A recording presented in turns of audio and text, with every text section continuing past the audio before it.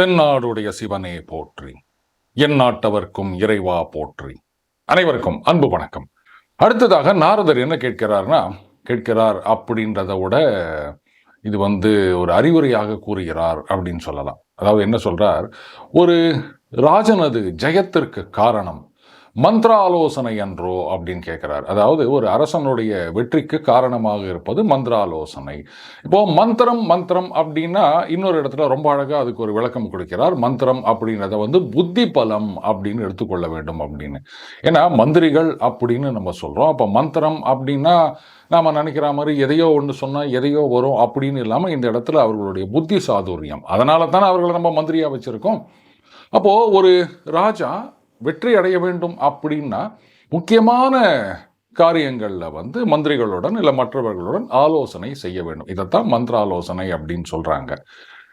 இது ஏன் செய்யணும் அப்படின்னா, இன்னைக்கு நீங்க மேல்நாடுகள்லாம் பார்த்தீங்கன்னா மகாபாரதம், கீதை இதை வச்சு எவ்வளோ அட்வான்ஸாக அவங்க போயிட்டு இருக்காங்க. நாம வீட்டிலேயே வச்சுக்க கூடாது அப்படின்னு சில பேர் சொல்றதை கேட்டு நம்பிட்டு இருக்கோம். எவ்வளவு பெரிய ஒரு அறிவாளியாக இருந்தாலும் சில நேரங்களில் அந்த 360 டிகிரியும் பார்க்க தவறி விடுவார்கள். அந்த வித்தியாசமான கோணத்தில் பார்ப்பது, அந்த மாற்றி யோசிக்கிறது, இப்படின்ற விஷயங்கள் எல்லாம். ஏன்னா நாம் ஒரு ஐடியாவை பற்றி யோசிக்கிறோம் அப்படின்னா நாம் இன்ட்ரெஸ்டட் பார்ட்டி. அப்போது அதுக்கு சாதகமான விஷயங்கள் மட்டும்தான் நம்ம கண்ணுக்கு தெரியுமே தவிர அதில் இருக்கிற பிட்ஃபால்ஸ் என்ன அப்படின்றது பல நேரங்களில் நம்ம கண்ணுக்கு தெரிவதில்லை. சில சமயங்கள் அது தெரிந்தாலுமே அந்த பயாஸ்னு ஒன்று இருக்கு இல்லையா, நம்மளோட ஐடியா, நம்மளுடைய திட்டம், இதெல்லாம் ஒன்றும் கிடையாதுங்க, அதெல்லாம் ஒரு பெரிய விஷயமா அப்படின்னு நம்ம தள்ளிட்டு போயிடுவோம். இதனால தான் மற்றவர்களுடன் ஆலோசனை செய்யும் போது அவங்க இன்ட்ரெஸ்டட் பார்ட்டி கிடையாது. அவங்களுடைய இன்ட்ரெஸ்ட் எல்லாம் அரசன் ஆர் ஃபார் தட் மேட்டர் தலைவன், அவர் எடுத்த காரியத்தில் வெற்றி பெற வேண்டும். இதுதான் மந்திரிகளுடைய உண்மையான நோக்கமாக இருக்க வேண்டும். அப்போ அவங்களுடைய பார்வையில் அதை யோசிச்சு, இல்லை இதில் இந்த மாதிரி ஒரு சிக்கல் இருக்கின்றது, இந்த மாதிரி ஒரு பிரச்சனை இருக்கு, இந்த பிரச்சனை ஒரு மிகப்பெரிய பிரச்சனையாக மாறும், அதனால இதை இப்படி செய்யலாம், இல்லை செய்யாமல் இருக்கலாம் அப்படின்ற ஆலோசனைகளை, அறிவுரைகளை வழங்குவார்கள். அதனால்தான் நாரதர் சொல்றார், ஒரு ராஜனின் ஜெயத்துக்கு மந்திராலோசனை தான் காரணம் அன்றோ அப்படின்றாரு. அடுத்ததாக, மந்திரங்களை வெளியிடாதவர்களும் அதுக்கப்புறம் சாஸ்திரங்களில் சமர்த்தர்களுமான மந்திரிகளால் உனது ராஜ்யம் ரட்சிக்கப்பட்டு எதிரிகளால் கெடுக்கப்படாமல் இருக்கின்றதா அப்படின்னு கேட்கிறாரு. இதை நம்ம எப்படி பார்க்கணும்னா, இந்த திறமைகள் உடைய மந்திரிகள் இருந்து அவர்கள் உன் ராஜ்யத்தை பாதுகாத்தால் மட்டும்தான் எதிரிகளால் உனது நாட்டை ஒன்றும் செய்ய முடியாது அப்படின்ற அர்த்தத்தை முதல்ல எடுத்துக்கணும். அதுக்கப்புறம் இந்த மந்திரங்களை வெளியிடாதவர்கள் அப்படின்னா, ஏற்கனவே இந்த மந்திர பலம் அப்படின்னா புத்தி பலம் அப்படின்றத நம்ம பார்த்தோம்.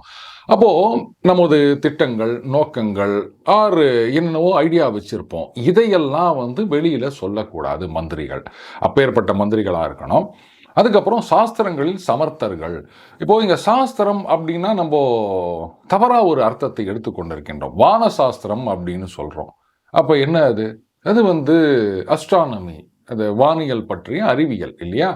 அதனால தான் இப்போ மலையாளத்தில் நீங்கள் பார்த்தீங்கன்னா சாஸ்திரம் அப்படின்னா அறிவியல் அப்படின்ற சரியான அர்த்தத்தில் அவர்கள் அதை உபயோகப்படுத்துகின்றார்கள். அப்போது அறிவியலும் தேர்ச்சி பெற்று இருக்க வேண்டும், புத்தி பலமும் அதிகமாக இருக்க வேண்டும். அப்பேற்பட்ட மந்திரிகள் அவங்க தங்களுடைய அந்த ஐடியாஸ் இதெல்லாம் வெளியிடாதவர்களாக இருக்க வேண்டும். இப்படிப்பட்ட மந்திரிகளால் உனது ராஜ்யம் ரட்சிக்கப்பட்டு எதிரிகளால் கெடுக்கப்படாமல் இருக்கின்றதா? அப்போ இவங்கள்லாம் ராஜ்யத்தை பாதுகாப்பாக இருக்கின்றார்கள் அப்படின்னு சொன்னால் அப்போ எதிரிகளால் உனது ராஜ்யத்தை வெல்ல முடியாது, இப்படி இருக்கின்றதா அப்படின்னு கேட்கிறாரு நாரதர். அடுத்தது, தூக்கத்துக்கு உட்படாமல் இருக்கிறாயா அப்படின்னு கேட்கிறாரு.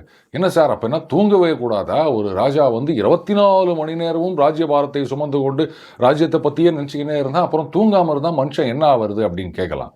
தூங்காமல் இருக்கின்றாயான்னு கேட்கல, தூக்கத்துக்கு உட்படாமல் இருக்கின்றாயா அப்படின்னு கேட்கிறார். அந்த நுட்பமான வித்தியாசத்தை நம்ம புரிஞ்சுக்கணும். தூங்குவது அப்படின்றது மனிதனுக்கு தேவையான விஷயம். தூங்கலை அப்படின்னா ஒரு 2 நாள் 3 நாள் தூங்காமல் இருந்தோம் அப்படின்னா மனுஷனால செயல்படவே முடியாது. தூக்கம் தேவைதான். ஆனா இந்த தூக்கத்துக்கு உட்படாமல் இருக்கிறாயா அப்படின்னா தூக்கத்துக்கு அடிமையாகாமல் இருக்கிறாயா அப்படின்னு எடுத்துக்கணும். ஏன்னா எப்போ பார்த்தாலும் தூக்கத்திலேயே பிரியமாகி தூங்கிக்கினே இருந்தோம் அப்படின்னு சொன்னால், இப்போ தூக்கம் வந்து நமது மூளையை ரெஃப்ரெஷ் பண்ணுகிறது. தூங்கி எழுந்தால் நம்ம ஃப்ரெஷ்ஷாக ஃபீல் பண்ணுறோம். அப்போ தான் வந்து அடுத்த நாள் காரியங்களை நம்மால் செய்ய முடியும். ஆனால் அந்த தூக்கத்துக்கும் ஒரு லிமிட் இருக்கின்றது. ஒரு 6 மணியிலிருந்து 8 மணி நேரம் தூங்கலாம். சரி, 10 மணி நேரம், 12 மணி நேரம், இல்லை காலையில் எழுந்துட்டு சாப்பிட்டுட்டு மறுபடியும் வந்து பகலில் ஒரு 4-5 மணி நேரம் இப்படி நம்ம தூங்கிட்டே இருந்தோம் அப்படின்னு சொன்னால், அதுக்கப்புறம் தூக்கம் வந்து நம்மளை ரெஃப்ரெஷ் பண்ணும் அப்படின்றது மாறி, இந்த தூக்கம் வந்து நமது மூளையை செயல்பட விடாமல் தடுத்து விடும். இதுதான் இன்னைக்கே சொன்னாங்க, அளவுக்கு மிஞ்சினால் அமிர்தமும் நஞ்சாகும் அப்படின்னு. அதனால தூக்கத்துக்கு உட்படாமல் இருக்கின்றாயா அப்படின்னா, அளவுக்கு அதிகமான தூக்கம் இல்லாமல் இருக்கின்றாயா, தூக்கத்திலேயே காலத்தை கழிக்கணும் அப்படின்னு ஆசை இல்லாமல் இருக்கின்றாயா அப்படின்றது தான் இந்த கேள்வியினுடைய அர்த்தம். அடுத்தது என்ன கேட்கிறாரு, காலத்தில் விழிக்கிறாயா, அதாவது சரியான நேரத்தில் எழுந்துக்கிறியா அப்படின்னு அர்த்தம். இன்னைக்கு வந்து அந்த அதிகாலையில் எழுந்து கொள்வது, பிரம்ம முகூர்த்தம் அப்படின்றது வந்து ரொம்ப ரேராக போயிடுச்சுங்க. மேபி ரொம்ப தூரத்தில் வேலைக்கு போகிறவங்க ஒன்றா வேற வழி இல்லாமல் காலையில் வந்து 3 மணிக்கு 4 மணிக்கு எழுந்துக்கிறது அந்த மாதிரி இருக்கே தவிர, மற்றபடி சாதாரணமாகவே தினமும் நம்ம அதிகாலையில் எழுந்து கொள்ள வேண்டும் அப்படின்ற பழக்கம் சுத்தமாக போயிடுச்சு. எனக்கு ஆஃபீஸுக்கு வந்து 10 மணிக்கு போனால் போதும். நான் வந்து ஆஃபீஸ்லேருந்து என் வீடு கொஞ்சம் தூரம் தான் இருக்குது, இன்னும் ஒரு 1/2 hour இல்லை 1 hour ட்ராவல் போதும் அப்படின்னு சொன்னால் 7 மணி 8 மணி வரைக்கும் தூங்குறது இப்படியெல்லாம் இருக்குங்க. இந்த காலத்தில் வந்து குழந்தைகளை நம்ம ஒரு 6 மணிக்கெல்லாம் எழுப்பிடணும் அப்படின்னு பார்க்குறோம். ஏன்னா ஸ்கூலுக்கு போக வேண்டிய கட்டாயம் இருக்குது. பல ஸ்கூலில் பார்த்தீங்கன்னா பஸ்ஸு வந்து, அதுவும் அந்த ப்ரைவேட் இன்ஜினியரிங் காலேஜில் படிக்கிற பசங்களுடைய நிலைமை நினச்சா ரொம்பவே கஷ்டமாக இருக்குங்க. எங்கேயோ ஒரு இடத்துல வீடு இருக்கும், காலேஜ் எங்கேயோ ஒரு இடத்துல இருக்கும். காலேஜ் பஸ்ஸு பார்த்தீங்கன்னா காலையில் 7 மணி 6:30 மணிக்கெல்லாம் பஸ்ஸு வரதெல்லாமல் உண்டு, ஏன்னா தூரத்தை பொறுத்து. அப்போ அவங்க எப்போ எழுந்து எப்போ குளித்து, ஆனால் இதில் அந்த அதிகாலையில் எழுந்துக்கிறோம் அப்படின்றமே தவிர, அதிகாலையில் எழுந்தால் கடகடன்னு மற்ற வேலையை தான் பார்க்குறோமே தவிர, அந்த அதிகாலை பொழுவதை நாம் அனுபவிப்பதில்லை. சூரிய உதயத்தை கூட நம்ம பார்க்கறது கிடையாது. அது சரி, இந்த அப்பார்ட்மெண்ட்ல எல்லாம் இருந்துட்டு எங்கே பார்க்குறதுன்னு கேட்குறீங்களா? நிலாவையே பார்க்காம நம்ம பல நாள் சுற்றிட்டு இருக்கோம். இந்த வானத்தை பார்ப்பது அப்படின்றதே வந்து நல்ல மனசை தொட்டு சொல்லுங்க, கடைசியாக எப்போ நீங்கள் வானத்தை பார்த்தீங்க? கடைசியாக எப்போ ஒரு பிறை நிலவை பார்த்தீங்க? அதுக்கெல்லாம் நமக்கு நேரமே இருப்பதில்லை. அதை பார்க்கணும்னு கூட நம்ம நினைக்கிறது இல்லை. ஏன்னா அந்த டைம் அப்படின்றது பறந்து கொண்டே இருக்குது. நான் என்னங்க இதெல்லாம் வானத்தெல்லாம் போய் பார்த்துட்டு இருக்க முடியுமா அப்படின்னு. ஒரு காலத்தில் வந்து குழந்தைகளை சோறு ஊட்டும் போது நிலாவை காட்டி தான் ஊட்டுவாங்க. ஆனால் அகைன் இந்த மாதிரி அப்பார்ட்மெண்ட் கல்ச்சரில் நிலாவை பார்க்கறதுன்றதே வந்து அரிதாகி விட்டது. காலத்தில் விழிக்கிறாயான பிரம்ம முகூர்த்தத்தில் எழுந்திருக்கும் பொழுது, அதுவும் அந்த அளவான தூக்கம், அதற்கு பிறகு அந்த அதிகாலை நேரத்தில் நாம் எழுந்திருக்கும் போது வந்து சூப்பர் ரெஃப்ரெஷிங்காக இருக்கிறது மட்டும் இல்லாமல் நமது மூளை ரொம்ப சுறுசுறுப்பாக வேலை செய்யும். அதனால தான் வந்து பசங்கள்லாம் சில பேர் இப்போ மாற்றி பண்ணுறாங்க. ராத்திரி 12, 1 மணி 2 மணி வரைக்கும் படிச்சுட்டு தூங்கிட்டு காலையில் பரீட்சைக்கு போகணும் அப்படின்னு நினைக்கிறாங்க. அது வந்து சோர்வைத்தான் கொடுக்கும். அதுக்கு பதிலாக ஒரு 9 மணி 10 மணி வரைக்கும் படிச்சுட்டு அதிகாலையில் அந்த பிரம்ம முகூர்த்தத்தில் எழுந்து குளிச்சுட்டு, அது ரொம்ப ரொம்ப முக்கியம். தூக்க கலகத்தோட புத்தகத்தை எடுத்துகிட்டு வந்து வச்சிங்கன்னா அதுக்கப்புறம் அந்த தூக்கம் தான் வரும். குளிச்சிட்டோம் அப்படின்னா அந்த தூக்கம் எல்லாம் போகிவிடும். அப்போ வந்து நம்ம படிக்க ஆரம்பித்தோம் அப்படின்னா, ஏன்னா மூளை சுறுசுறுப்பாக வேலை செய்யும் நேரம். அதனால தான் பிரம்ம முகூர்த்தம் அதுக்கு அவ்வளோ முக்கியத்துவம் கொடுக்குறோம். அதைத்தான் காலத்தில் விழிக்கிறாயா அப்படின்னு கேட்குறாரு நாரதர். இது அரசனுக்கு மட்டும் இல்லை, எல்லாருக்கும் தேவையான ஒரு அறிவுரை. அடுத்தது, காரியங்களை அறிந்து அவற்றை பின்னிரவில் சிந்திக்கிறாயா அப்படின்னு கேட்குறாரு. என்னங்க, சரியான நேரத்தில் வந்து தூங்கணும்னு சொல்கிறீங்க, சரியான நேரத்தில் எழுந்துக்கணும்னு சொல்கிறீங்க, அதுக்கப்புறம் பின்னிரவில் இதெல்லாம் சிந்திக்கிறாயா அப்படின்னா, நீங்கள் வந்து அந்த காரியங்களை எல்லாம் பின்னிரவில் யோசிச்சுக்கினே இருந்தீங்கன்னா எப்போ தான் தூங்குறது அப்படின்னு கேட்கலாம். ஆனால் அந்த பின்னிரவு அப்படின்றது நம்ம நினைக்கிற மாதிரி 2 மணி 3 மணி அப்படின்றதெல்லாம் கிடையாது. இந்த சந்தி அப்படின்னு இருக்குது, அதுக்கப்புறம் இரவு பின்னிரவு அப்படின்னு அப்படித்தான் நம்ம பார்க்கணும்.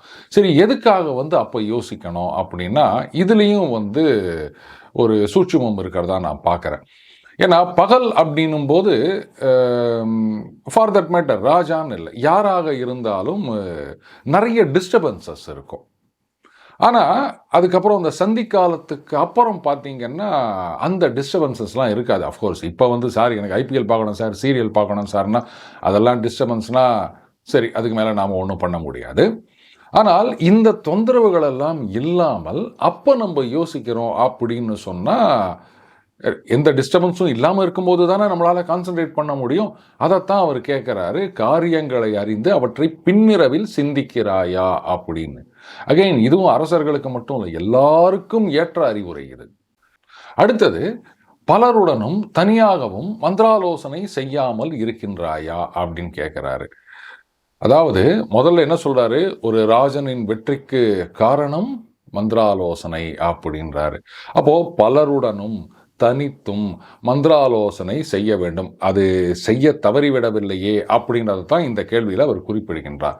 பலருடன் மந்திராலோசனை அப்படின்னா நம்ம ஏற்கனவே பார்த்தோம், மந்திரிகளுடன், அதுக்கப்புறம் அந்த மெச்சூர்டு புத்தி கூர்மையுடையவர்கள், இவர்களோடலாம் வந்து கலந்து ஆலோசனை செய்ய வேண்டும் அப்படின்னு. தனித்து அப்படின்னா அந்த மேல என்ன கேட்டிருக்காரு, பின்னிரவு காலங்களில் சிந்திக்கின்றாயா அப்படின்றாரு. இந்த மந்திராலோசனை அப்படின்றது வந்து மந்திரிகளுடன் ஆலோசனை அப்படின்றதா மட்டும் நம்ம எடுத்துக்க கூடாது. அந்த புத்தி பலம், மந்திர பலம் அப்படின்றது புத்தி பலம்னு சொன்னார் இல்லையா? ஸோ நமது புத்தியை வைத்து தனியாக நீ இதையெல்லாம் உனக்குள்ளேயே ஆலோசனை செய்து கொண்டிருக்கின்றாயா அப்படின்றதையும் நம்ம இதில் அர்த்தமாக எடுத்துக்கணும். அடுத்தது முக்கியமான கேள்வி, நீ செய்யும் மந்திராலோசனை தேசமெங்கும் பரவாமல் இருக்கின்றதா அப்படின்னு கேட்குறார். இதுதாங்க ரொம்ப ரொம்ப முக்கியம். நாம் ஒரு விஷயத்தை பற்றி டிஸ்கஸ் பண்ணுறோம், இல்லை நாமே முதல்ல நமக்குள்ள வந்து அதை ஆலோசனை செய்து கொண்டிருக்கின்றோம். அதுக்கப்புறம் மேபி மற்றவர்களுடன், மந்திரிகளுடன் வந்து ஆலோசனை செய்து கொண்டிருக்கின்றார் ஒரு அரசர் அப்படின்னும் போது, ராஜா இந்த மாதிரிலாம் பிளான் பண்ணி இருக்கிறாராம்ப்பா அப்படின்னு சொல்லிட்டு நாடு முழுக்க பேச ஆரம்பிச்சாங்கன்னா, நம்ம ஏற்கனவே பார்த்த மாதிரி அதுக்கப்புறம் அது மந்திராலோசனை, அந்த கான்ஃபிடென்ஷியல் அப்படின்றதுல என்ன அர்த்தம் இருக்குது? நாம் ஒரு விஷயத்தை பற்றி தீவிரமாக டிஸ்கஸ் பண்ணுறோம் அப்படின்னு சொன்னால் அதை எக்ஸிக்யூட் பண்ணுற வரைக்கும், சொல்லப்போனால் அந்த எக்ஸிக்யூஷன் முடிகிற வரைக்குமே அதனுடைய அந்த ரகசியம் காப்பாற்றப்பட வேண்டும். ஆனால் அதுக்கு முன்னாடியே எல்லாரும் இந்த மாதிரி ஒரு பிளான் கொண்டு வர போகிறாங்க, அந்த மாதிரி பண்ண போகிறாங்க, இந்த மாதிரி மாற்ற போகிறாங்க இப்படின்னு பேச ஆரம்பிச்சிட்டாங்கன்னா அதுக்கப்புறம் அந்த ஆலோசனைக்கான சாங்டிட்டி அப்படின்றதே கிடையாது. அடுத்தது பாருங்க, ரொம்ப நுட்பமான ஒரு விஷயம், சிறிய உபாயமும் பெரிய பயனுமுள்ள காரியங்களை ஆராய்ந்தெடுத்து அவற்றிற்கு தடங்கள் வராமல் இருக்க உடனடியாக செய்ய தொடங்குகின்றாயா அப்படின்னு கேட்கிறார். இதுல 2 முக்கியமான பார்ட் நம்ம பார்க்கணும். சொல்லப்போனா 3ன்னு சொல்லலாம். சிறிய உபாயம், பெரிய பயன். சில நேரங்களில் பார்த்தீங்கன்னா பெரிய காரியங்களை செய்து அதனால் பெரிய பயன் அடையலாம் அப்படின்னு சொல்லலாம். ஆனால் ஒரு சின்ன டெக்னிக் அப்படி சொல்லாமல் அந்த சின்ன உபாயம் செய்வதால் மிகப்பெரிய பலன்கள் வரக்கூடிய காரியங்களும் இருக்குது. இதை வந்து ட்வீக் பண்ணுறது அப்படின்னு சொல்லுவாங்க. ஸோ அந்த மாதிரி காரியங்களை ஆராய்ந்து எடுத்து, ஏன்னா பெரிய காரியங்களை பண்ணணும் அப்படின்னு சொன்னால் காலபரியம் ஆகும். இந்த சிறிய உபாயங்கள் ஆனால் அதனால் பெரிய பயன் அப்படின் போது விரைவிலேயே முடிக்கக்கூடிய விஷயங்களாக இருக்கும். அதனால தான் சிறிய உபாயங்களால் பெரிய பயனை தரக்கூடிய காரியங்களை கண்டறிந்து அப்படின்றாரு. சரி, அதை கண்டுபிடிச்சாச்சு, இந்த மாதிரி ஒரு சின்ன உபாயத்தினால பெரிய பலன் வருது அப்படின்னு. இப்போ இதை எக்ஸிக்யூட் பண்ணணும்.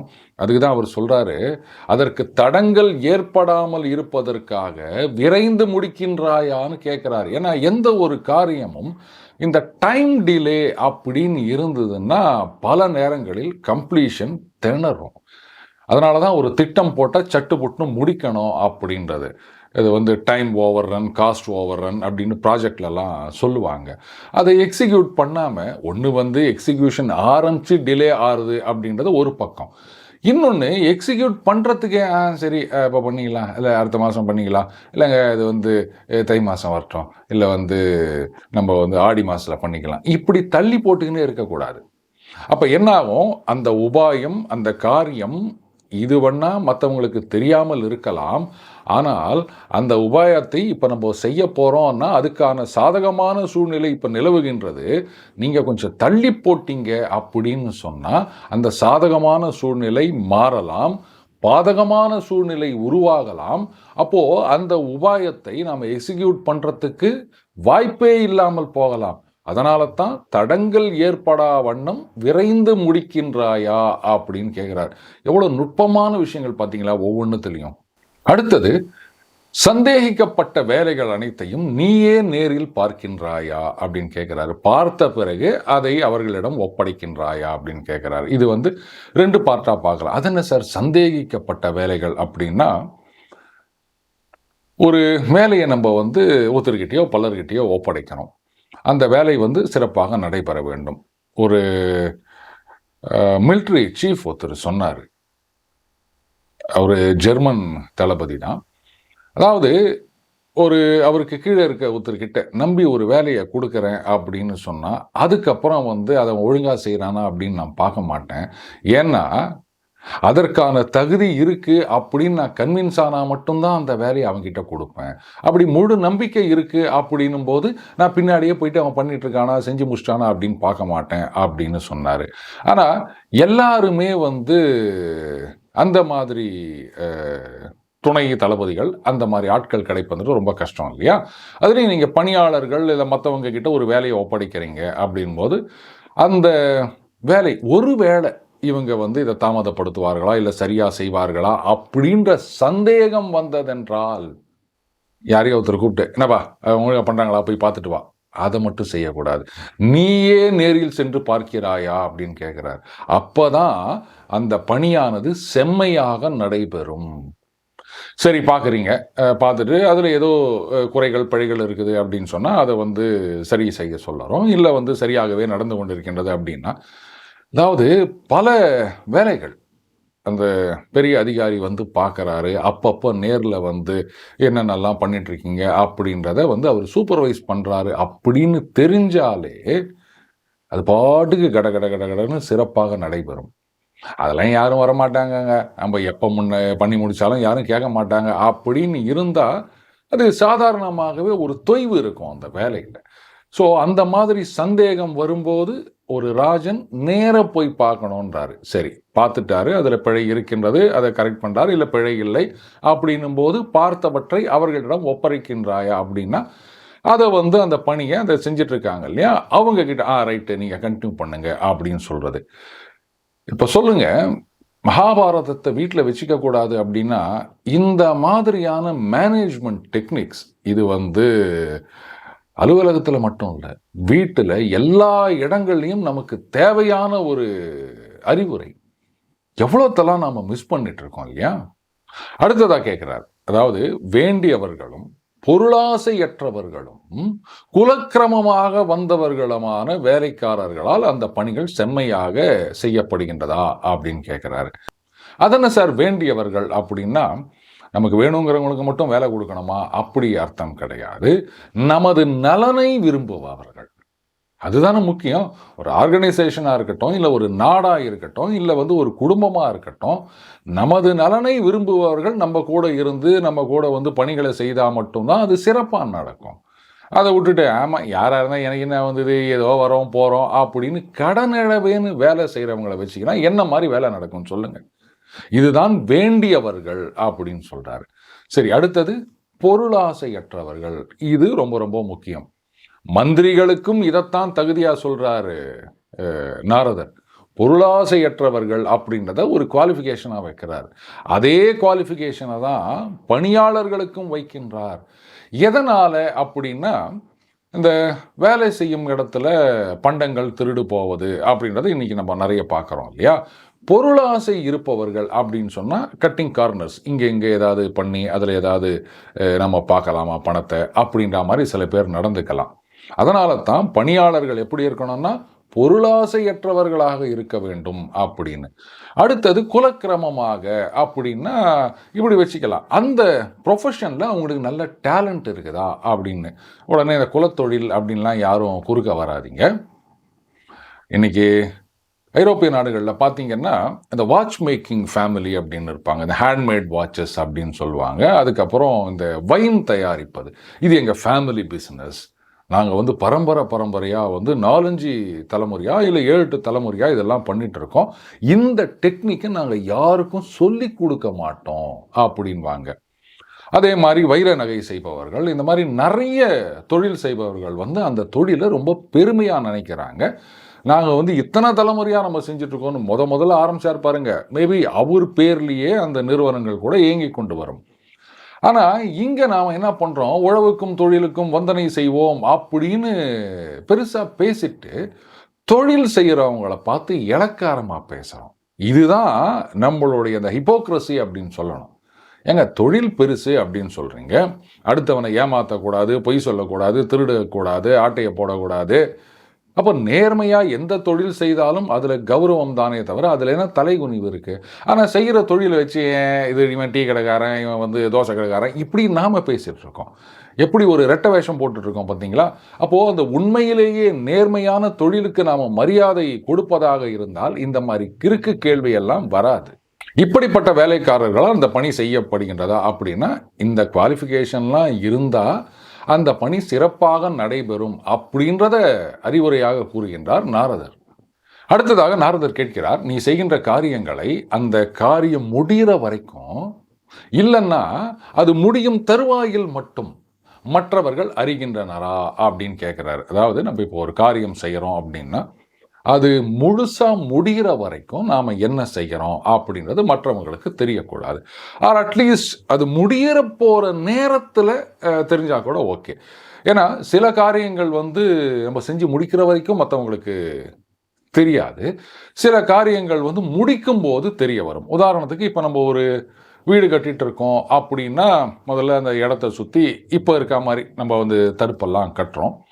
என்ன பண்ணுறோம் அப்படின்றது தெரியாது. ஏதோ கன்ஸ்ட்ரக்ஷன் நடக்குது அப்படின்றது மட்டும் தெரியும். அதுக்கப்புறம் அது முடிகிற நேரத்தில் அந்த சிமெண்ட் அடிக்கிறது அந்த மாதிரி இதெல்லாம் நடக்கும்போது அப்போ வந்து அது ஒரு வீடா, இல்லை வந்து ஒரு ஹாஸ்பிட்டலா, இல்லை வந்து ஒரு ஷாப்பிங் காம்ப்ளெக்ஸா அப்படின்ற விஷயம் நிச்சயமாக தெரிய வரும். இது முடியும் தருவாயில். சில காரியங்கள் வந்து அந்த காரியத்தை செஞ்சு முடிக்கிற வரைக்குமே மற்றவங்களுக்கு தெரியாது. தெரிய விடாமல் நாம் பார்த்து கொள்ள வேண்டும். அப்போது அந்த முடியும் வரைக்கும் ஆர் முடியும் தருவாயில் அப்படின்னா அதை வந்து மெயின்டைன் பண்ணணும் அப்படின்னு சொல்கிறாரு. இது வந்து அரச காரியங்களுக்கு மட்டும் இல்லை. இன்றைக்கி இந்த மேனேஜ்மெண்ட் பிரின்சிபலில் நீங்கள் இதை அப்ளை பண்ணி பார்த்தீங்கன்னா, புதுசாக நீங்கள் ஒரு ப்ராடக்ட் லான்ச் பண்ண போகிறீங்க அப்படின்னா, இன்றைக்கி நம்ம டூ வீலர்ஸை எடுத்துக்கோங்களேன். அந்த டிசைன் ஸ்டேஜ்லேருந்து அப்படியே ரொம்ப ரகசியமாக கட்டி காப்பாற்றி வருவார்கள்.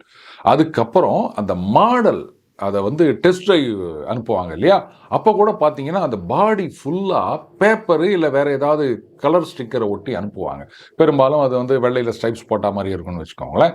ஏன்னா அந்த டிசைனே கூட மார்க்கெட்டில் அவங்க லான்ச் பண்ணுற வரைக்கும் தெரியக்கூடாது. ஏன்னா அது ஒரு ப்ரோட்டோடைப்பாக இருக்கலாம், அது டெஸ்ட் ட்ரைவுக்கு அனுப்பலாம், அதில் என்னென்ன பிரச்சனை இருக்குது அப்படின்றத பார்க்கறதற்காக. ஏன் வந்து இவ்வளோ கான்ஃபிடென்ஷியலாக இருக்கணும் அப்படின்னா, ஒருவேளை இவங்க அந்த ப்ராடக்டை லான்ச் பண்ணுறதுக்கு முன்னாடி அந்த டிசைனை மற்றவங்க தெரிஞ்சுக்கிட்டாங்க அப்படின்னு சொன்னால், வழக்கம் போல் இதுக்கு முன்னாடி நம்ம பார்த்தோம் இல்லையா அந்த கால தாமதங்கள்லாம் அப்படின்னு, அப்போ நீங்கள் டிலே பண்ணுற நேரத்தில் வேறு யாராவது அதை லான்ச் பண்ணிடுவாங்க. ஸோ அந்த மாதிரி ஒரு விஷயம் இருக்குது இல்லையா, அதனால தான் வந்து அது முடிகிற வரைக்கும் அது தெரியாமல் இருக்கின்றதா. இந்த விஷயம் முடிகிற வரைக்கும் தெரியாமல் இருக்கணும். அகெயின் எந்த அளவுக்கு ஆழமாக நமது அன்றாட வாழ்க்கையில், இது அரசர்களுக்கு மட்டும் இல்லை எல்லாருக்கும் தெரிய வேண்டிய ஒரு விஷயம் இல்லையா, அதையெல்லாம் நாம் மிஸ் பண்ணிட்டுருக்கோம் அப்படின்றது புரியுதா நண்பர்களே? அடுத்தது கேட்குறார், முடியாத காரியங்களை மற்றவர்கள் அறியாமல் இருக்கின்றார்களா அப்படின்னு. இது வந்து போனதில் ஒரு மாதிரி கேட்டார், அதையே இன்னொரு வெர்ஷனாக இப்படி கேட்குறார். ஒரு காரியத்தை நீங்கள் செஞ்சு முடிக்கலை, ஓகே, அது வந்து இன்னும் சில நாள் எடுக்கும் அது முடிக்கிறதுக்கு. ஆனால் அது முடிக்கிறதுக்கு முன்னாடி மற்றவங்களுக்கு அதை பற்றி தெரியக்கூடாது. அதைத்தான் கேட்குறார், முடியாத காரியங்களை மற்றவர்கள் அறியாமல் இருக்கின்றார்களா அப்படின்னு. எதுக்கு சார் அந்த மாதிரி மற்றவங்க தெரிஞ்சிக்காமல் இருக்கணும் அப்படின்னா, அகைன் நான் சொன்ன மாதிரி ஒன்று வந்து இன்னைக்கு லைஃப்பில் நீங்கள் அப்ளை பண்ணி பார்த்தீங்கன்னா மற்றவங்க வந்து அதை காப்பி எடுத்துகிட்டு போகலாம், ஆர் எல்ஸ் தடங்களை உருவாக்கலாம். இப்போது நீங்களே கூட வந்து ஒரு வீடு கட்டணும் அப்படின்னு நினைக்கிறீங்க, ஆர் வேறு ஏதோ ஒன்று பண்ணணும் அப்படின்னு நினைக்கிறீங்க. லெட் சே ஒரு இடத்துல வந்து ஒரு இடம் வாடகைக்கு வருது, அங்கே ஒரு கடை போடலாம் அப்படின்னு நினைக்கிறீங்க. அப்போ வந்து இந்த பேச்சுவார்த்தையெல்லாம் நடந்துகிட்ருக்கு. அது முடிகிற வரைக்கும் மற்றவங்களுக்கு தெரியாமல் இருக்கணும். தெரிஞ்சிடுச்சின்னு வச்சுக்கோங்களேன், ஆஹா இங்கே இந்த மாதிரி கடை வருதா, நாம் அதுக்கு முன்னாடி அங்கே ஒரு கடையை போட்டணும் அப்படின்ட்டு நிறைய போட்டி வரலாம் இல்லையா. அதனால தான் நம்ம காரியங்கள் முடிகிற வரைக்கும் மற்றவர்கள் அறியாமல் இருக்கின்றார்களா அப்படின்றத கேட்கிறார். நாரதர் கேட்ட கேள்வி, அதாவது முடியாத காரியங்களை மற்றவர்கள் அறியாமல் இருக்கின்றார்களா, இதுக்கு வந்து காமாட்சிநாதன் ஐயா அவர்கள் வந்து இன்னொரு விளக்கம் கொடுத்துருக்காரு. ரொம்ப அருமையான விளக்கமாக இருக்கின்றது. அதாவது எல்லா காரியங்களும் வந்து நினச்சபடியே முடிஞ்சிடும் அப்படின்னு சொல்ல முடியாது. சில காரியங்கள் வந்து முடியாமல் போயிடலாம், அதுக்கு ஏராளமான காரணங்கள் இருக்கலாம்.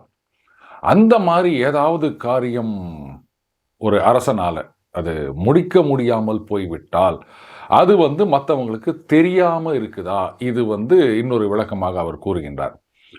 எப்படி சார், முடிஞ்ச காரியம் முடியறதுக்கு முன்னாடி தெரியக்கூடாதுன்னு சொன்னால் கரெக்டு. இந்த காரியம்தான் முடியாமல் போயிடுச்சுல்ல அப்படின்னா இதுதான் ரொம்ப டேஞ்சர். ஒரு அரசன் ஆர் ஃபார் தட் மேட்டர் ஒரு தலைவர் ஒரு காரியத்தை முடிக்கணும், ஒரு திட்டத்தை செயல்படுத்த வேண்டும் அப்படின்னு நினைக்கிறாரு. ஆனால் ஏதோ காரணங்களால் அவரால் அதை செய்ய முடியாமல் போய்விடுகின்றது.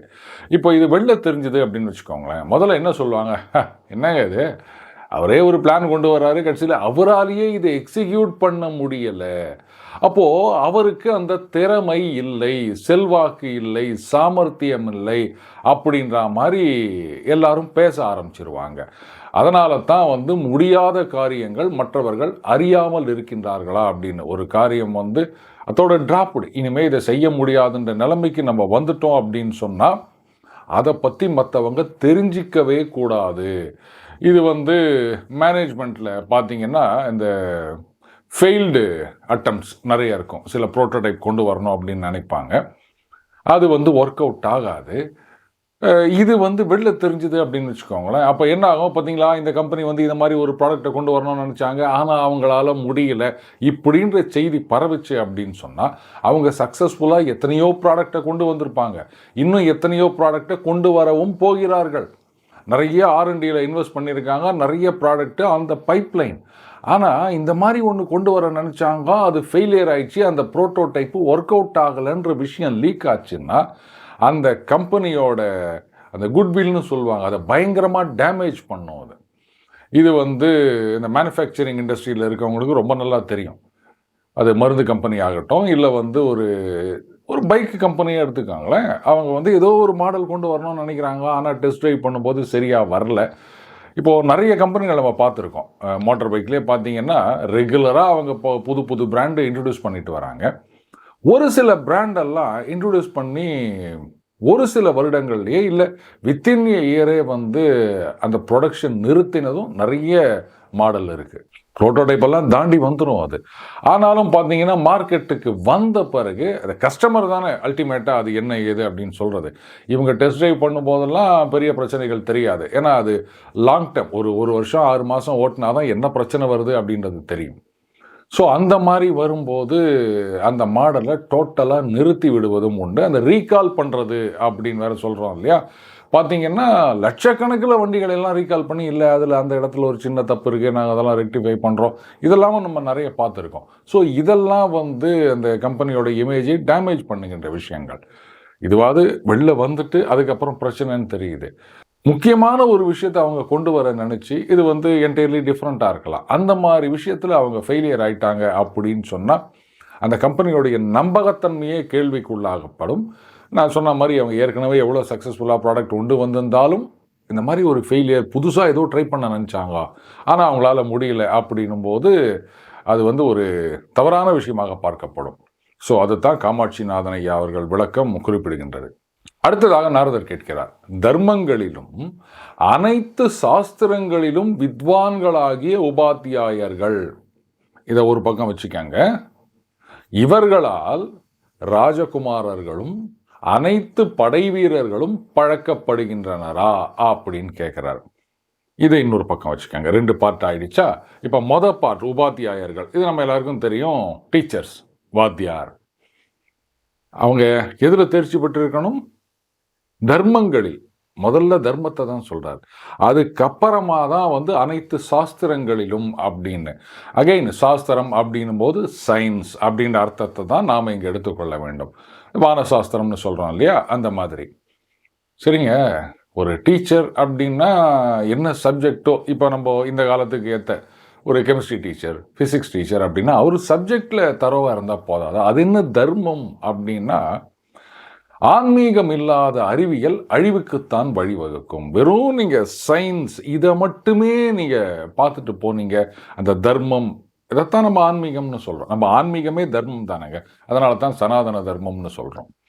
அது இல்லாமல் வெறும் அறிவியல் மட்டுமே நீங்கள் பார்வையாக கொண்டிருந்தீர்கள் அப்படின்னு சொன்னால் அது வந்து அனர்த்தத்தை தான் விளைவிக்கும். இதைத்தான் வந்து ஒரு மிகப்பெரிய விஞ்ஞானி சொன்னதாக சொல்லுவாங்க. அதாவது அறிவியல் இதிலிருந்து ஆன்மீகத்தை நீங்கள் விலக்கிவிட்டால் அது வந்து அழிவைத்தான் தரும்னு அவர் சொன்னார் அப்படின்வாங்க. அதனால தான் தர்மம் அப்படின்றத முதல்ல வைக்கிறார். அதுக்கப்புறம் அனைத்து சாஸ்திரங்களிலும் வித்வான்களாகிய. இது என்ன சார் அனைத்து சாஸ்திரங்களிலும் அப்படின்னா, ஒரே ஒருத்தர் எப்படி எல்லா சாஸ்திரங்களிலும் தேர்ச்சி பெற்றிருக்க முடியும்னா, அந்த காலத்தில் அப்படித்தான் இருந்தாங்க. இந்த காலத்தில் தான் வந்து இவர் கெமிஸ்ட்ரி டீச்சர், இவர் வந்து ஃபிசிக்ஸ் டீச்சர் அப்படின்னு தனித்தனியாக நம்ம பிரித்து வச்சுக்கிறோம். ஒருத்தர் கூட ரொம்ப அழகாக கேட்டார், ஏங்க ஒரு மாணவனை வந்து நீ வந்து சயின்ஸு, மேக்ஸு, இங்கிலீஷு, தமிழ், அதுக்கப்புறம் வரலாறு, புவியியல், இப்போ நான் சோஷியல் ஸ்டடீஸ் ஆயிடுச்சா? ஆமாம். இது எல்லாத்தையும் வந்து அவன் படித்து மார்க் எடுக்கணும்னு சொல்கிறீங்க. ஆனால் அதுக்கு கற்றுக் கொடுக்குற வாத்தியார், இங்கிலீஷ் வாத்தியாருக்கு கெமிஸ்ட்ரி தெரியாது, கெமிஸ்ட்ரி வாத்தியார் இங்கிலீஷ் நடத்த மாட்டார், தமிழ் வாத்தியார் கணக்கு நடத்த மாட்டார். இது என்ன நியாயம் அப்படின்னு கேட்டாங்க. லாஜிக்கலாக தான் இருக்குது இல்லையா? ஆனால் அந்த காலத்தில் ஒருவரே அனைத்து சாஸ்திரங்களிலும் தேர்ச்சி பெற்றிருக்கலாம் அப்படின்றத நம்ம இதுலேருந்து நம்ம தெரிஞ்சுக்கிறோம். கற்றலுக்கு வந்து அளவே கிடையாது. ஆனால் நாளாக நாளாக நமது மூளையுடைய கெப்பாசிட்டி சுருங்கிட்டு வருதுங்க. அந்த காலத்தில் நீங்கள் வந்து மகாபாரத காலத்துக்கு போக வேண்டாம், அதோடலாம் நம்மளால் கம்பேர் பண்ண முடியாது. ஒரு 50 வருஷம் 100 வருஷத்துக்கு முன்னாடி மனுஷ மூளையை எந்த அளவுக்கு உபயோகப்படுத்தினானோ அதை கூட இன்னைக்கு உபயோகப்படுத்தலை அப்படின்னு தான் நான் சொல்லுவேன். என்ன சார் இப்படி கேட்குறீங்க? இன்றைக்கி தான் நம்ம அறிவியலோட உச்சத்தில் இருக்கோம், எவ்வளோலாம் கண்டுபிடிக்கிறோம், அதை கண்டுபிடிக்கிறவங்கெல்லாம் மூளையை யூஸ் பண்ணி தானே பண்ணுறாங்க அப்படின்னு கேட்கலாம். இது என்னுடைய அந்த ஏஐ வேதாளம் ட்ராமாவில் வந்த ஒரு டைலாக். ஒரு மாமனாருக்கும் மருமகனுக்கும் ஒரு ஆர்குமெண்ட் நடக்கும். இப்போ இதே தான் சொல்வார். அப்போ மருமகன் சொல்லலாம், என்ன பேசுகிறீங்க, இந்த காலத்தில் நாங்கள் ரொம்ப அட்வான்ஸ்டாக இருக்கோம் அப்படின்னும் போது அந்த மருமகன் வந்து ஒரு இன்ஜினியர். உடனே மாமனார் கேட்பார், 17 எவ்வளோ அப்படின்ன உடனே அவர் சிரிப்பார். என்ன மாமா இது, ஐமன் இன்ஜினியர், நீங்கள் என்கிட்ட போயிட்டு 17ஆம் வாய்ப்பாடு கேட்குறீங்க, பரவாயில்ல நீங்கள் சொல்லுங்கள் அப்படின்ன உடனே அப்படியே 17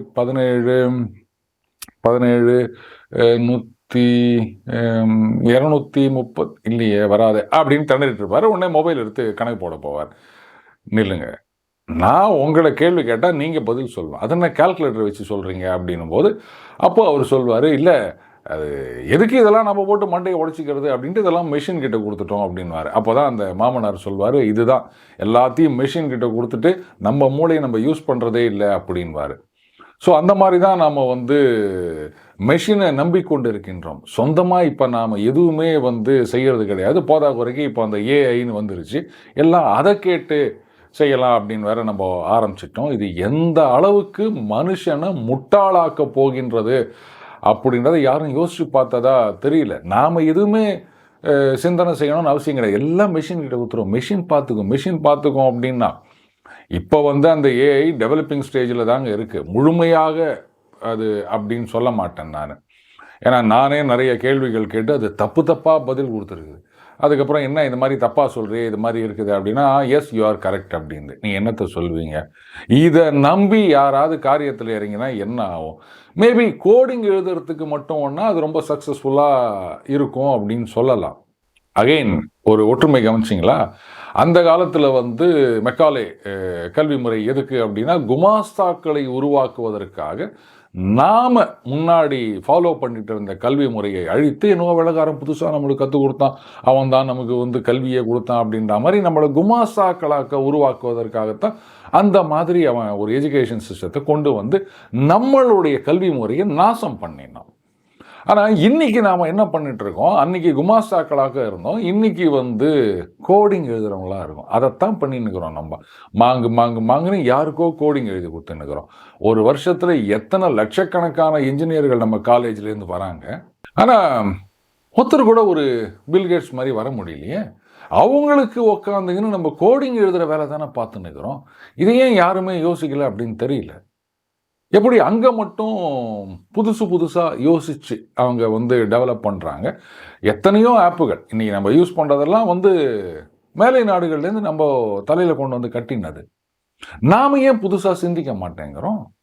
காரணம் என்னென்னா, நம்மளை சிந்திப்பதிலிருந்து அப்படியே கிட்டத்தட்ட பல தலைமுறைகளை ஒதுக்கி வச்சிட்டாங்க அந்த வெள்ளைக்காரங்க கல்வி முறையில்.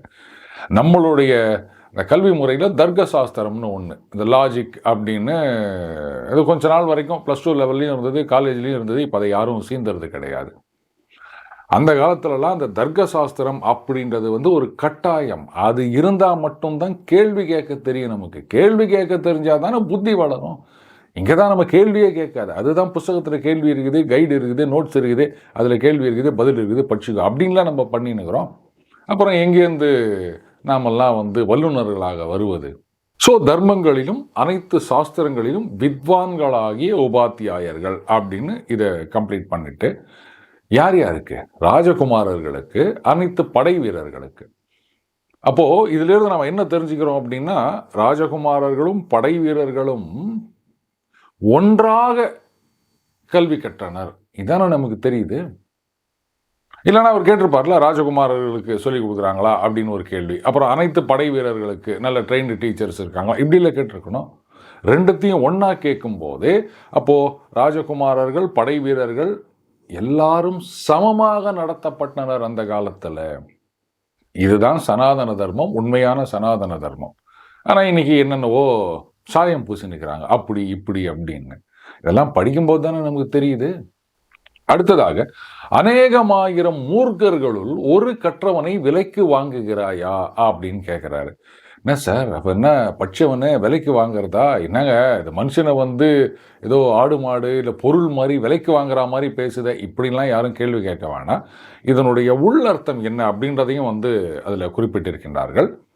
அதாவது இத்தனை பேரில் நல்லா படித்த ஒருத்தனை தேர்ந்தெடுக்கின்றாயா, இதுதான் அதனுடைய அர்த்தம். சரி, அது என்ன சார் மூர்க்கர்களுள் அப்படின்னு சொன்னால், கரெக்டுங்க. இந்த மூர்க்க குணம் அப்படின்றது பல பேருக்கு இயல்பாகவே அமைந்திருக்கும். அதுக்குள்ள, அதாவது இந்த நம்ம இன்னைக்கு இந்த செலெக்ஷன் டெஸ்ட் அப்படின்லாம் சொல்கிறோம் இல்லையா, அந்த மாதிரி நன்கு கற்ற ஒருவனை தேர்ந்தெடுக்கின்றாயா, இதைத்தான் வந்து நாரதர் கேட்கின்றார். அடுத்ததாக நாரதர் என்ன சொல்றார்? புத்திசாலியும் சூரனும் ஜிதேந்திரியனும் நன்றாக பேசத் தெரிந்தவனமான மந்திரியே ராஜனுக்கும் ராஜகுமாரர்களுக்கும் பெருஞ்செல்வத்தை உண்டாக்குகின்றான் அப்படின்னு சொல்றாரு. இது வந்து கேள்வியாக இல்லை, இது ஒரு ஸ்டேட்மெண்ட் ஆஃப் ஃபேக்ட் மாதிரி இருக்கின்றது. இதனால் 4 குவாலிஃபிகேஷன் அப்படின்னா ரொம்ப முக்கியமான குவாலிஃபிகேஷன். அகைன் மந்திரிக்கான குவாலிஃபிகேஷன் புதுசாக ஒன்று சொல்றாரு. ஆனால் இதையெல்லாம் வந்து இன்னைக்கு யார் அப்ளை பண்ண போறாங்கன்னு தெரியல. புத்திசாலி, கரெக்ட். புத்திசாலியாக இருந்தால் தான் மந்திரி ஆக முடியும் அந்த காலத்தில். நான் இந்த காலத்தில் சொல்லலை. அடுத்தது சூரன். அப்போ புத்தி மட்டும் போதுமா அப்படின்னா பத்தாது. வெறும் அறிவுத்திறனை மட்டும் வச்சுக்கின்னு அதை எக்ஸிக்யூட் பண்ணணும். இதுதான் சூரத்தன்மை அப்படின்றது. சூரன் அப்படின்னா காரியத்தில் அசகாய சூரன் அப்படின்னு சொல்கிறோம் இல்லையா. அப்போ வெறும் பிளானிங் மட்டும் இல்லை, அந்த எக்ஸிக்யூஷன் பார்ட்டும் அங்கே இருக்கணும். ஸோ புத்திசாலியும் சூரனும், அதுக்கப்புறம் ஜிதேந்திரியனும், இது வந்து ஒரு முக்கியமான குவாலிஃபிகேஷன். இப்போது ஒரு மந்திரி, அவர் வந்து ஏதோ ஒரு புலனுக்கு அடிமையாகிவிட்டார் அப்படின்னு சொன்னால் அவரை வந்து சீக்கிரமாக மற்றவங்களால் விலைக்கு வாங்கிட முடியும், இல்லை சூழ்ச்சி வலையில் சிக்க வைக்க முடியும். அப்போது அந்த மாதிரி மந்திரியை வச்சுட்டு அரசனுக்கு இல்லை என்னைக்கு இருந்தாலும் பிரச்சனை. அதனால தான் சொல்கிறார் ஜிதேந்திரியனும் அப்படின்றார். எல்லாத்தையும் சொன்னாலும் கடைசியாக நன்றாக பேச தெரிந்தவன் அப்படின்றாரு. என்ன சார் இது? அவர் நல்ல புத்திசாலி, பிளான் பண்ணுவார், எக்ஸிக்யூட் பண்ணுவார், அந்த விதமான பழக்கத்துக்கும் அடிமையானவர் இல்லை. இது போதாதா, பேசவும் தெரியணுமா அப்படின்னா the art of effective communication அப்படின்னு நிறைய கோர்ஸ் நடத்துகிறாங்க. அதாவது இன்னும் ஒரு 2 தலைமுறை போயிடுச்சு அப்படின்னா இன்றைக்கி இந்த நீச்சல்லாம் கற்றுக் கொடுக்கப்படும் சம்மர் கேம்ப் அப்படின்னு போடுறாங்கல்ல, அந்த மாதிரி பசங்களுக்கு பேச கற்றுக் கொடுக்கப்படும் அப்படின்னு நிறைய இன்ஸ்டியூட் வந்துடும் அப்படின்னு நினைக்கிறேன். இன்றைக்கி வந்து எஃபெக்டிவ் கம்யூனிகேஷன், இதுக்கு தான் கோச்சிங் நடக்குது. 2 ஜெனரேஷனுக்கு அப்புறம் ஆ ஊ அப்படி பேசுறதுக்கே நமக்கு கோச்சிங் வேணும் அப்படின்னு நினைக்கிறேன். ஏன்னா அந்த பேசுறது அப்படின்றதையே கொஞ்சம் கொஞ்சமாக குறைச்சிட்டு வரோம். முன்னாடிலாம் வந்து பஸ்ஸில் ட்ரெயினில் போனால் சல சல சல சலன்னு பேச்சு சத்தம் கேட்குங்க. இப்போல்லாம் யார் பேசுகிறாங்க? எல்லாரும் கையில் ஒரு மொபைலை வச்சுக்கின்னு அதுலேயே உட்காந்து நிற்கிறோம். அதை தவிர வேறு பார்க்குறதே கிடையாது. முன்னாடிலாம் வந்து ட்ரெயின்லலாம் போகும்போது, அதுவும் காலையில் அந்த சபர்பன் ட்ரெயின்லாம் போனீங்கன்னா யாராவது ஒருத்தர் ஒரு நியூஸ் பேப்பர் எடுத்துகிட்டு வருவாங்க. இவர் அப்படி பிரித்து பச்சினே இருப்பார். அப்படியே டக்கு டக்குன்னு யாரோ பிடிச்சி இருப்பாங்க. கேட்டால் நடுவில் இருக்க 2 பக்கத்தை எனக்கு கொடுங்க அப்படின்னு. அவர் இறங்குற ஸ்டேஷன் வரத்துக்குள்ளே அது மொத்தம் 10 பக்கம் இருந்தது அப்படின்னா அவர் கையில் ஒரு பக்கம் அந்த ஒரு இதுதான் நிற்கும், மீதியெல்லாம் யார் யார்கிட்டயோ இருக்கும். பல பேர் சரி போகுது அப்படின்னு விட்டுட்டு போயிடுவாங்க. அதை படிச்சுட்டு இவங்களுக்குள்ள டிஸ்கஷன், என்னப்பா இந்த மாதிரி போட்டுக்கிறானே, இது என்ன பண்ணுறது அப்படின்னு ஒருத்தருக்கு ஒருத்தர். அது எதிர்க்க இருக்கிற தெரியணும்னு கூட அவசியம் கிடையாது. பார்த்துட்டு என்னங்க இது தங்க விலை இன்னைக்கு குப்புன்னு ஏறி போச்சாம அப்படின்னோடனே அவர் ஏதாவது கருத்து சொல்வார். அவர் தெரிஞ்சவரா தெரியாதவரா அதெல்லாம் ஒன்றும் இல்லை. அடுத்த டேஷன் வந்து அவர் இறங்கி போவாரா இருக்கும். ஆனாலும் பேசுவாங்க. இன்னைக்கு அந்த மாதிரி எத்தனை பேர் பேசுகிறாங்க சொல்லுங்கள். அதனால தான் இன்னைக்கு வந்து ஒரு ப்ரெசன்டேஷன் கொடுக்கணும், நீ போயிட்டு அதை பண்ணிட்டு வா அப்படின்னா திணறாங்க.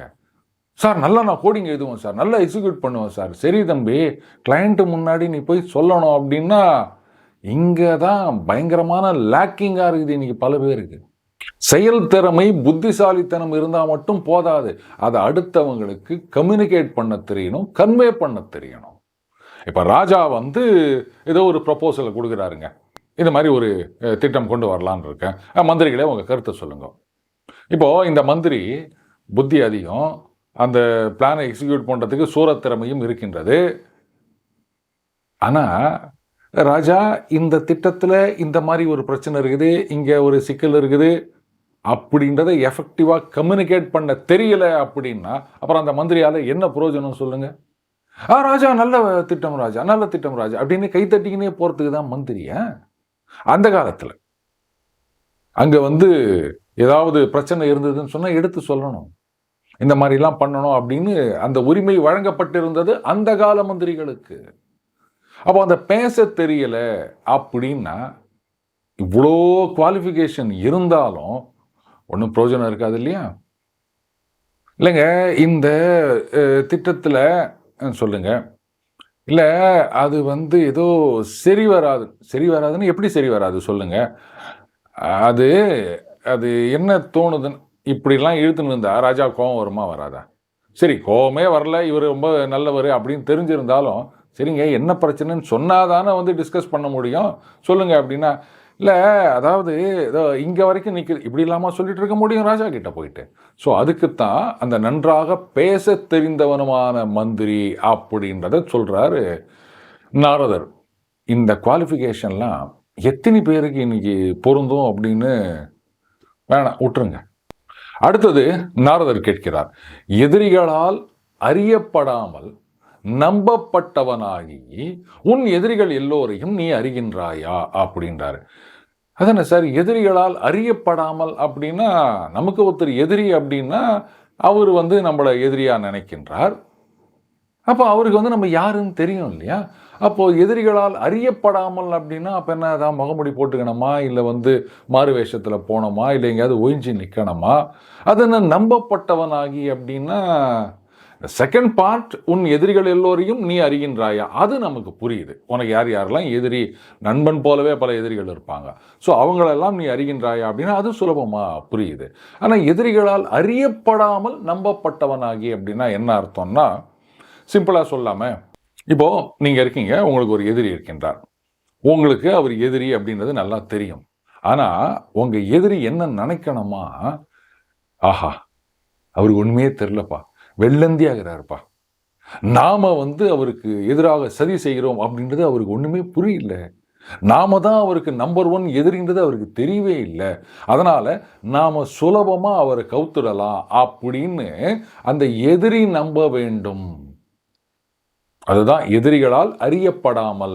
அறியப்படாமல்னா உங்களுக்கு அவன் எதிரின்றது உங்களுக்கு தெரியுன்ற விஷயம் அவனுக்கு தெரியக்கூடாது, நீங்கள் அப்படியே இன்னோசென்ட்டாக இருக்கீங்க அப்படின்னு அவன் நம்பணும்.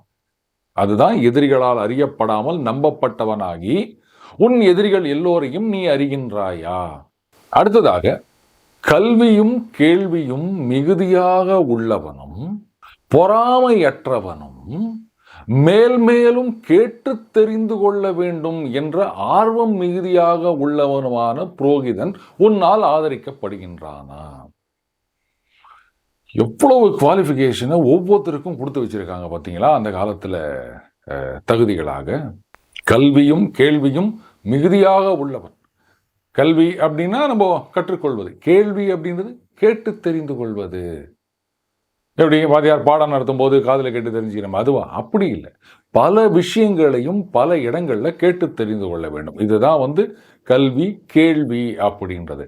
அடுத்தது பொறாமையற்றவன். அதானே சார், பொறாமைன்னு திடீர்னு நீங்கள் வந்து சொல்கிறீங்களே அப்படின்னா, இப்போது படிப்பில் பொறாமை அப்படின்னு எடுத்துப்போமே. 2 பசங்க வந்து ஒரே கிளாஸில் படிக்கிறாங்க. இந்த பையன் ஃபர்ஸ்ட் மார்க் வாங்குறான், இவன் வந்து செகண்ட் மார்க் வாங்குறான் அப்படின்னும்போது போட்டி இருக்கலாம், பொறாமை இருக்கக்கூடாது. போட்டி இருந்ததுன்னு சொன்னால் ரைட்டு, நீ ஃபர்ஸ்ட் மார்க் வாங்கிட்டியா, அடுத்த தடவை நான் அவனோட மார்க் வாங்கிட்டு நான் ஃபஸ்ட்டு ரேங்க் வாங்குறேன் பாரு அப்படின்னு வரலாம். ஆனால் என்ன இவன் நம்மளோட ஒரு ரேங்க் அதிகமாக வந்துட்டான் அப்படின்னு பொறாமை வந்துடுச்சுன்னு சொன்னால், அப்போ நாம் அதிக மார்க் வாங்கணும் அப்படின்றதுல நம்ம புத்தி போகாது. அவனை எப்படி காலபுஷி இழுத்து விடலாம்? பரீட்சையும் போது அவன் பேனாவை திருடி வச்சுக்கலாமா, இல்லை பரீட்சைக்கு முன்னாடி அவனோட நோட்டு புத்தகத்தை திருடி வச்சுக்கலாமா, அவன் வந்து படிக்காமல் மார்க் கம்மியாக வாங்குவான். இப்படித்தான் நம்ம புத்தி போவோம்.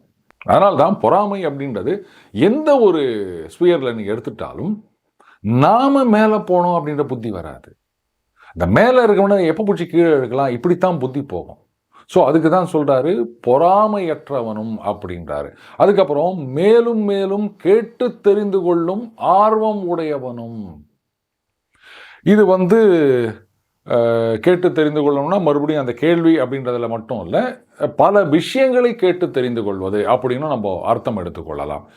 இன்றைக்கி பார்த்தீங்கன்னா நிறைய பேர் ஏதோ படித்து அதுக்கப்புறம் வேலைக்கு போயிடுறோம். ஆனால் அதுக்கப்புறம் அப்டேட் பண்ணிக்கணும், நம்ம ஃபீல்டில் என்ன புதுசாக வந்திருக்கு அப்படின்றத தெரிஞ்சுக்கணும், இந்த ஆர்வம் வந்து போயிடுதுங்க.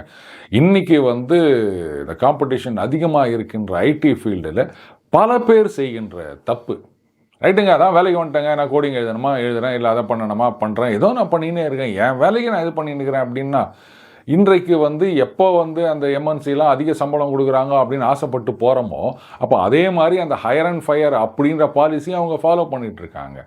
திடீர்னு வந்து இல்லைங்க எங்களுக்கு வந்து இன்னும் கொஞ்சம் அப்டேட்டடாக இருக்கணும், நீங்கள் என்ன அந்த காலத்து அதே நாலேஜோடு இருக்கீங்க, ஸ்கில் செட் இம்ப்ரூவ் பண்ணணுங்க, இல்லாட்டா வேணாம் நாங்கள் ஃப்ரெஷர் எடுத்துக்கிறோம், ஏன்னா இப்போ புதுசாக வரவங்கெல்லாம் இந்த இதெல்லாம் தெரிஞ்சுன்னு வராங்க அப்படின்னு வெளிலத்தனாங்களாம் ஒன்றும் நம்ம கேள்வி கேட்க முடியாது.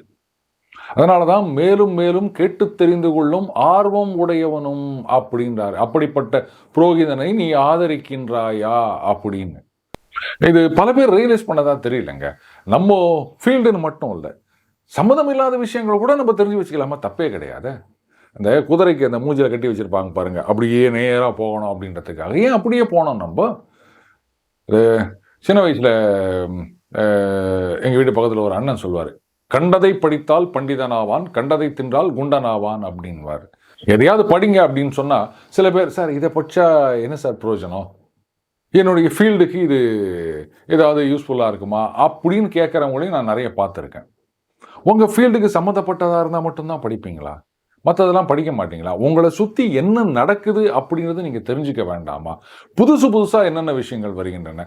நான் வந்து ஒரு ஐடி இன்ஜினியர் அப்படின்னா ஐடி சம்மந்தமானது மட்டும்தான் நான் படிப்பேன் அப்படின்னா எப்படிங்க இது? அதில் நண்பர் சொன்னார், இதே மாதிரி தான் ஐடியில் ஒர்க் பண்ணுற ஒரு பெண், சர்தார் வல்லபாய் பட்டேல் அப்படின்னா,